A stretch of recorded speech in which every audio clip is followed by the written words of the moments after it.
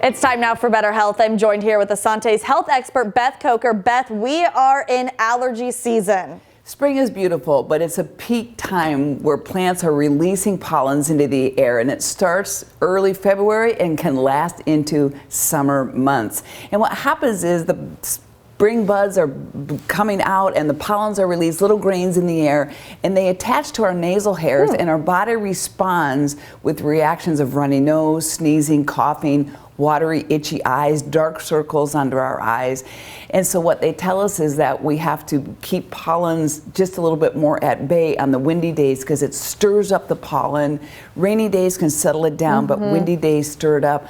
Pollen counts are the highest in the morning. So there are some things we need to be aware of when we have allergic reaction in the spring. Okay, good to know. So let's go off of that just a little bit. Is there a way to reduce your exposure for pollen?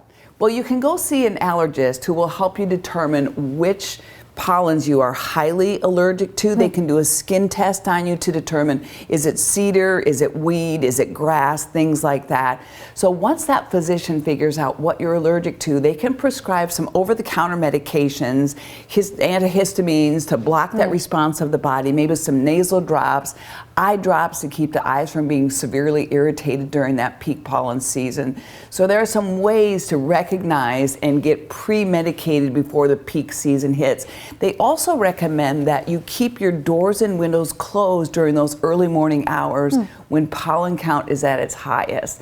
And if you're going to be vacuuming, they recommend you vacuum twice a week at least to get the pollens out of your carpets. Okay, makes sense. Wear a mask when you're vacuuming. Who knew masking would come into play at all places when in you're our cleaning, lives. right? Pollen. When you're mowing the lawn, put a mask on to reduce any of that particle sticking in your nasal hairs.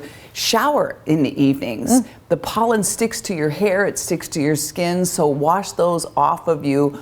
And when you're laundering your bed sheets, wash them in extremely hot water to get rid of the pollens that just seep their way also into your bed sheets. So there are ways to keep that pollen exposure a little bit more limited than being outside constantly. My goodness, a lot of ways it sounds like. And just real quickly, is there a time people should see a physician if it's getting too bad? You can have some very severe allergic reactions to where it is interfering with your quality of life. So yes, if your severe reactions to pollen are interrupting your sleep and you're nauseous, you're having severe reactions, get in to see an allergist and they can help you with some prescribed medications. Good to know, Beth. Thank you. We'll be right back.